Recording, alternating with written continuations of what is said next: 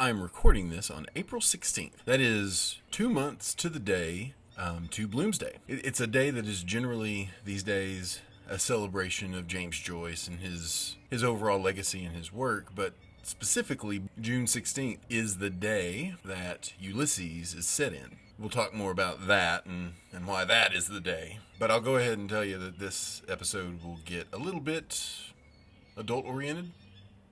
James Joyce.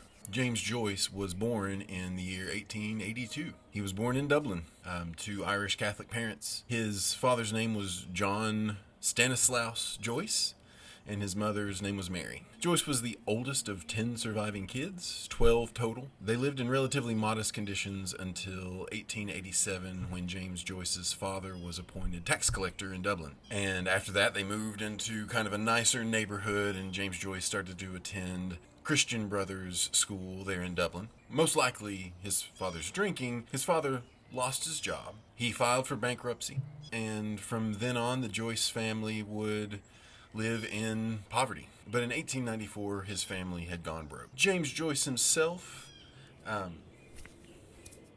by all accounts, James Joyce, maybe unlike a lot of the authors that we have studied over the course of this semester, James Joyce excelled in school.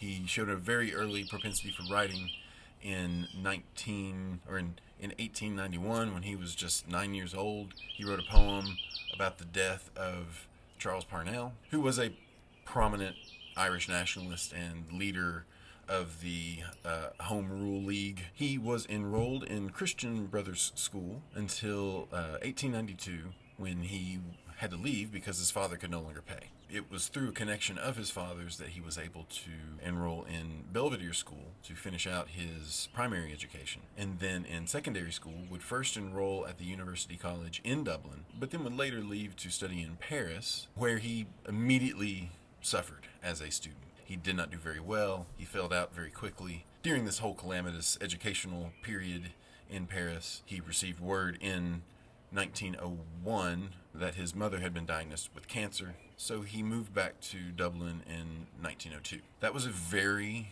troubling time in James Joyce's life. Drank very heavily, many fights with his family about religion. Joyce had himself lapsed as a Catholic, and he got into numerous fights, physical and argumentative. And of course, it was during this period that his mother died, and in 1904, after he meets his will-be wife, Nora, he moves to Switzerland, and he would live there for the next 15 years. He would make periodic journeys back to Dublin to try to get his short stories published. He first tried in 1904 to get an early version of his first full-length novel, A Portrait of the Artist as a Young Man. Couldn't get it published. He would rewrite it, he would retitle it, he would try to publish it again. And he was also having a hard time finding a publisher for Dubliners, which was a collection of his short stories, all of which were set in Dublin, none of which are necessarily related or share any real common theme. Some of the stories seem to be of a very minimalist style, where the narrator of the story is essentially just watching a short sequence of events unfold without really knowing anything about what the characters were thinking and what their emotional states were. He just sort of wrote as a watcher. And then others of his stories were deeply symbolic, very distinct early attempts at interior monologue and stream of consciousness writing, particularly The Dead, which is, of course, the story that we've read and the story that is the longest by far of any of the stories. He tried several places, at least a dozen, to get Dubliners published. Joyce was very unrelenting and uncompromising in his aesthetic sense. Many publishers had trouble with the content of Joyce's work. Throughout his entire life, he would battle censorship of his work. And early on, publishers would ask him to change details, and he wouldn't, and then the publishers would refuse, or they would agree, and then somewhere along the line change the deal, or ask him to make a compromise that he wasn't willing to make. There's even a story about how of his publishers actually tried to burn a manuscript of Dubliners and was only able just barely to save a copy of Dubliners before the others were destroyed. During his time in Zurich, he gave birth to his son Giorgio and his daughter Lucia. In 1914, he finally finds a publisher for Dubliners. Then shortly thereafter, in 1916, he published Portrait of the Artist as a young man. Somewhat unbeknownst to Joyce himself, his early works were very well received, and he became a sort of literary phenomenon very quickly. He became known as an avant-garde writer. He was already putting on display ideas about interior monologue writing, stream of consciousness, a great deal of focus on the internal state of the characters, and less so much about the story that was being told and what the characters were going through. The focus was very heavy on the characters' emotional states. Portrait of the Artist is practically autobiographical. The first draft of the book was just called Portrait of the Artist, and it was basically a memoir about his own artistic awakenings. Between 1914 and 1921, he would spend the bulk of his time writing Ulysses. Ulysses is a book that is frequently on the top of the list, on the top of people's list of the greatest novels ever written in the English language. Ulysses is always a contender, quite often number one. There are very good reasons for that. Here's my copy. Yes, yes. All the way to the end, all the way to the very back page. Just so you know, yeah, this is our textbook. We'll get into that later. Joyce was serializing through various literary publications. The pieces themselves were very well received in the literary circle, very, very controversial amongst the public generally, and specifically the governments. Joyce's novel frequently attempts to capture the spur-of-the-moment thoughts, not just the sort of stream of consciousness flow of thoughts of how one thought leads to another, but actually tries to incorporate into that aspect of his characters, but also tries to incorporate within that response to external stimuli. Meaning that rather than just being the character's thoughts, you are also beholding the reaction the character is having to something that he is seeing. Quite frequently, these moments of interior monologue became very lewd, very sexual, very graphic,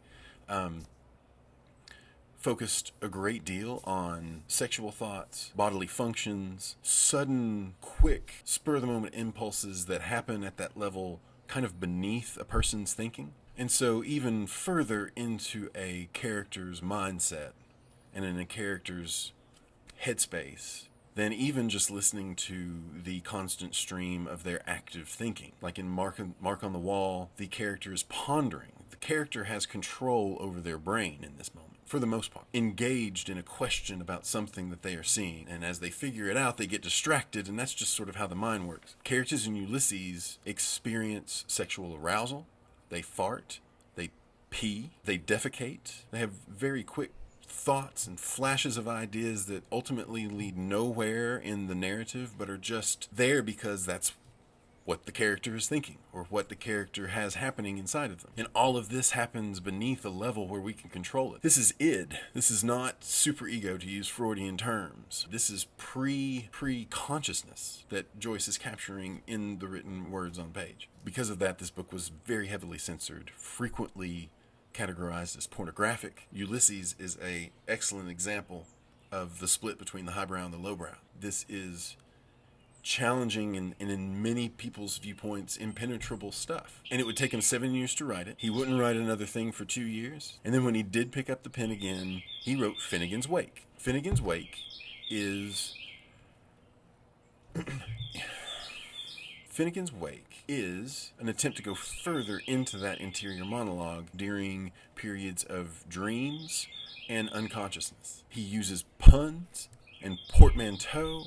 He uses idiosyncratic language that is very peculiar to social class or regional dialects.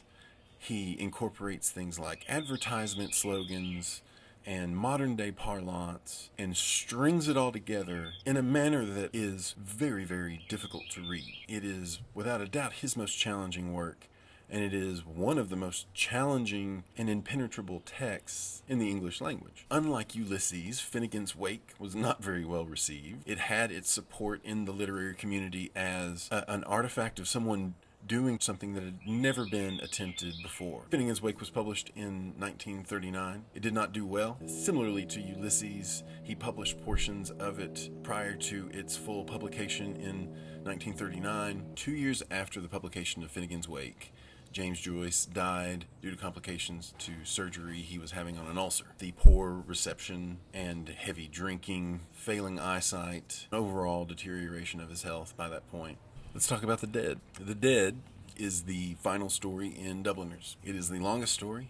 The main character of the story is a man named Gabriel who is attending a dinner for the Feast of the Epiphany. From the moment that Gabriel arrives at the dinner, he is anticipating having to give a big speech, and everyone knows that he's giving this speech, and he is constantly throughout the course of the evening before the speech thinking about what he's going to say, who he's going to quote. Gabriel is worried about quoting Shakespeare because that would make him look too old-fashioned, so he decides to quote Robert Browning instead. And he's just full of himself and way up in his own head about what he's going to say. And part of what he dithers over during the course of this evening, the guests at the dinner are kind of split into two different fashions. There's older members of the family, and then you have the people that are his age and maybe a little bit younger, many of whom have lost themselves in alcohol and are considered, problem people in the eyes of the older folks, and a couple of whom, like Miss Ivers, are involved in the revolutionary activities that are going on in Ireland at the time that the story is set. Gabriel himself is kind of caught in the middle. He is not necessarily an Irish nationalist. That is a thing that causes conflict between he and Miss Ivers. He makes his way through the party. He interacts with the various guests and has many different conversations with the people who are at the party. When he finally gets up and delivers his speech, you can tell that this speech has been influenced by this conflict that he's had within himself and how he gets on with the other guests depending on who they are and what their political leanings are and their age and such and so forth. And then he ends up talking about things like hospitality and tradition and change. And he says, "I feel more strongly with every recurring year that our country has no tradition which it does not so much honor and which it so guards so jealously as that of its hospitality.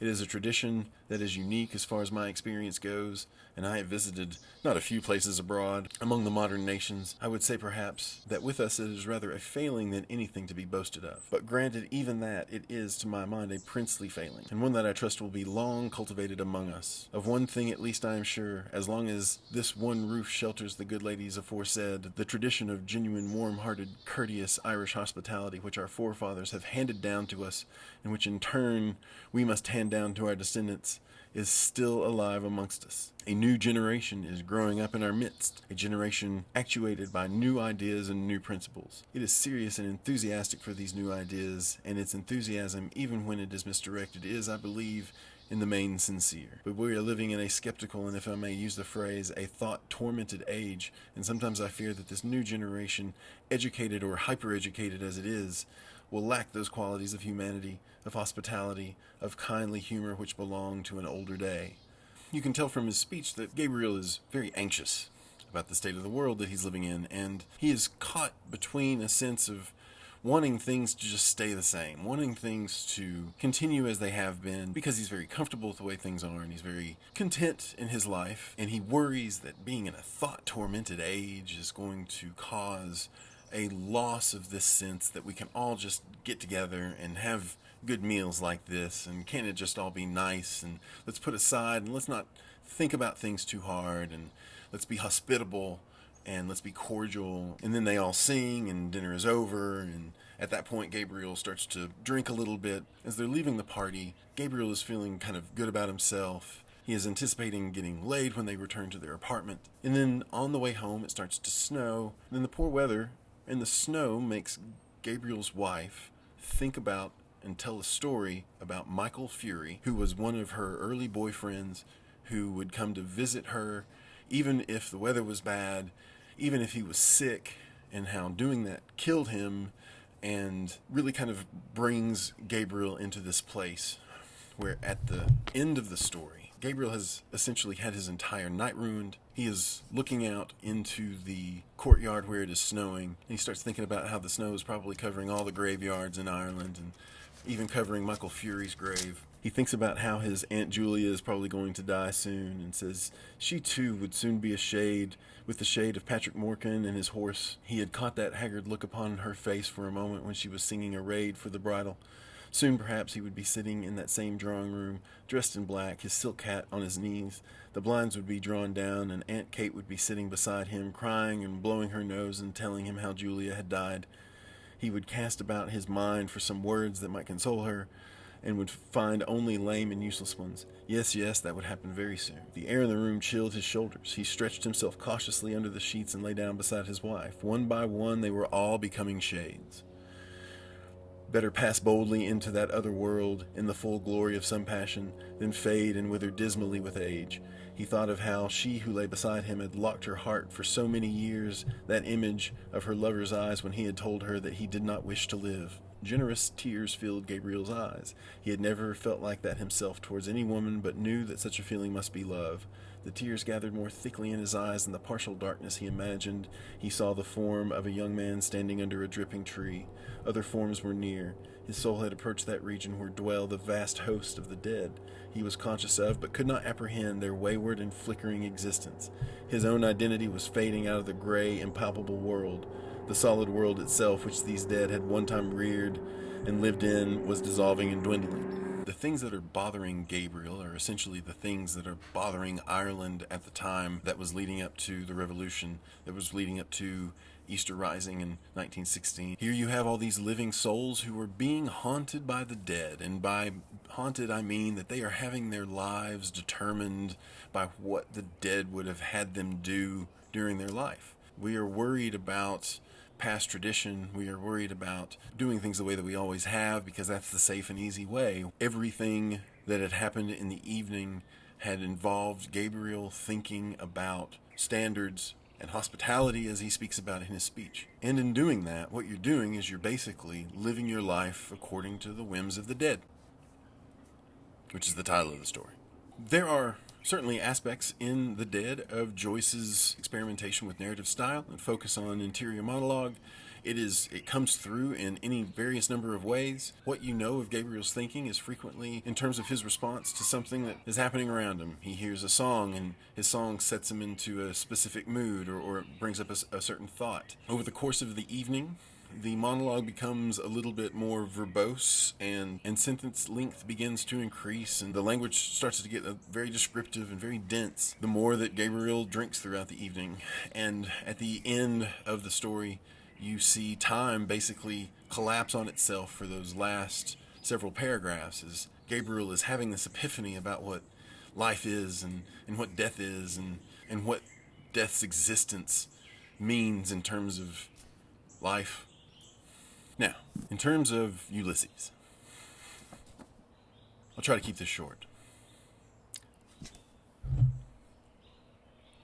Ulysses is an amazing book.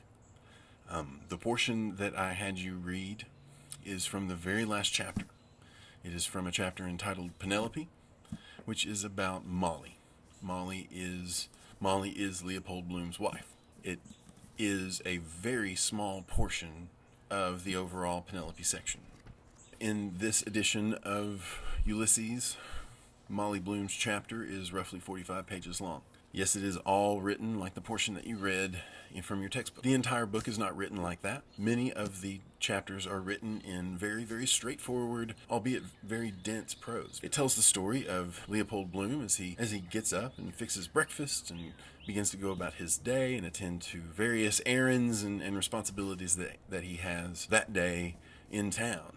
He attends a funeral. He has a drink with his friend Stephen Dedalus, who is actually the character in Portrait of an Artist as a Young Man. He goes on a walk along the river, where he sees and fantasizes about a trio of young girls that he sees further down the riverway. As the course of the evening goes on, he and his friend Stephen get drunker. They walk through portions of the city. It leads them into hospitals and down alleyways and into other bars and along city streets. Each chapter in the book is told in a different style, and as the book carries on, the style becomes a little bit less inherently straightforward. One of my favorite portions of the book is the penultimate chapter, which is written entirely in catechism style. Catechism is the portion of church where the priest says something and then you say something back, and then the priest says something and you say something back. The priest sort of has a question and then the audience answers it. What proposal did Bloom, disambulist, father of Millie, somnambulist, make to Stephen, noctambulist, to pass and repose the hours intervening between Thursday proper and Friday normal on an extemporized cubicle in the apartment immediately above the kitchen and immediately adjacent to the sleeping apartment of his host and hostess? What various advantages would or might have resulted from a prolongation of such extemporation? For the guest, security of domicile and seclusion of study. For the host, rejuvenation of intelligence, vicarious satisfaction. For the hostess, disintegration of obsession, acquisition of correct Italian pronunciation. It's really wild stuff. It's funny. It's complex. It is emotionally wrecking, but it is very, very hard to read. It is not its difficulty that makes it a good book. It's not just that it's difficult. There are three things in my mind that really make it good. The first is the goal, the overall goal of the text itself. The text of Ulysses is built around the structure of the Odyssey. Homer's poem, The Odyssey. The Odyssey is a poem that takes place over the course of 20 years. It happens after the Trojan War, which is the story that is told in the Iliad. Odysseus, who is a king, is on his way home, and on his way home he gets waylaid by all kinds of jackassery brought upon him by the gods and goddesses. He has to go through hell. His crew gets turned into pigs. He almost gets wrecked by a bunch of women who are singing at him and entrancing his crew. He fights a cyclops. He has to navigate between a whirlpool and a crazy monster that lives on a cliffside. And then at the end, he gets home and he finds out that there are actually a bunch of men thought Odysseus had died, and all of them are trying to marry his wife Penelope. She is trying to fend them off because she's waiting on her man to get home. Odysseus has to prove himself by stringing and then shooting a bow that only he knows how to string and shoot, and it's this grand epic tale. And Joyce takes what is arguably the most epic story in all of English literature and reduces it to the life of one kind of dick-headed, drunken Irish douchebag just wandering about town for a day. He and his wife do not have the kind of relationship that Odysseus and Penelope had, where Penelope is waiting valiantly for her man to come home. Arguably, when you read Penelope's chapter, Penelope barely registers that Leopold has gotten home, doesn't really acknowledge him in any way. She pays attention to a couple of things like the fact that he farts. She has a moment where she knows and sort of senses that he's had an ejaculation that day, and she wonders when it happened. Coincidentally, it happened when he was walking along the river, and he actually was masturbating to the girls he was actually masturbating to the girls down the way. That is actually the story of him and Nora. It happened on June 16th, which is why the story was set on June 16th, which is why on June 16th we celebrate James Joyce. Because his girlfriend, will-be wife, gave him a hand job by the river. That is a real story. The fact that it is basically just one big joke. Leopold Bloom is, for better or worse, very, very ordinary. He's just an average guy. He is the quintessentially average guy. As he's making his way through his day, he doesn't do anything heroic. He does a couple of things that are nice and good, and he has some thoughts and he has some feelings, and that's basically it. That's basically all that happened to him that day. It's not an epic story, but it's built around the backbone of the most epic story ever written. Actually, not ever written, because the Odyssey was likely passed down by oral tradition for many generations before it was written down. Anyway, scene change. Seems like 1 second I'm trying to keep it short, and the next second the sun's down. So where was I? So it is an epic, heroic tale about a guy who is quite less than heroic. It's kind of the second reason that you really should read Ulysses, which is, and this is probably the reason that best fits with our course of study and most relates to modernism. If modernism can be typified by a retreat into the individual, and if modernist art can be geared toward trying to capture the ultimate subjective experience and expression, Ulysses represents, in literary form, the closest you've ever come to actually realizing a full person, the character of Leopold Bloom, though he be maybe not a hero. You know more about him than you know about just about any other character that you can think of, because you have followed him along for the course of a day and you have seen him interact with a wide variety of people in his life. Not only are you receiving his interior monologue, not only are you sort of following him along and hearing his thought process. If the quintessence of a person can be defined in what they do during the course of an average day, when nothing spectacular happens, and in terms of the whole Freytag pyramid, we're not dealing with an inciting incident that sets off a chain of events that is created and made more complex by the attempts to resolve a conflict. If the quintessence of a person is not in what they do that is extraordinary, but what they do that is ordinary, which means what you do over the course of an average day, then we are experiencing the quintessentialness of this character. And not only are you there with him emotionally and cognizantly, but you're also walking down the street with him, and his interior monologue is affected by advertisements that he sees as he passes by store windows, and he'll suddenly remember a bit of a song lyric that he likes, and then he'll think back upon something that happened earlier that day. It is the ultimate in the subjective experience in literary form. It is the most well-wrought celebration of an individual that has ever been put on a page. Ulysses is not great just because it is hard. It is hard because it is complex. It is complex because a person is complex. And because it so effectively captures the complexity of a person, Ulysses is a great book. How's that for a thesis statement? But that was just 2 reasons, and I said there were 3. Here's the 3rd reason that I think that this book is something that is worth everyone's time. And I mean this sincerely. This book is a quintessential example of how art and general society at large are frequently at odds with each other in terms of how they see the world and in terms of how they decide what matters. In 1920, a publication called The Little Review published a serialized version of the Nausicaa portion of the story, which is the portion of the story that involves Leopold Bloom masturbating as he looks upon 3 women across the river. It was this portion that resulted in overall ban of the book upon its publication in England in 1921. It was banned in the United States until 1935. Random House had copies that it had imported from Europe seized at customs, and the legal dispute ultimately reversed the ban on the text and made it available for the first time. The attention that the Nausicaa portion brought to the overall publication of Ulysses and the legal fight that happened and the content that generated the controversy isn't necessarily the reason that I say that you should read this book because it was banned. What a person is an entity guided by impulse, whose individuality has been crafted over the course of its entire life. Every small little experience that you've had, but you are constantly being influenced as an individual by everything around you. It speaks to the organism that is humanity, and it speaks to humanity as an organism.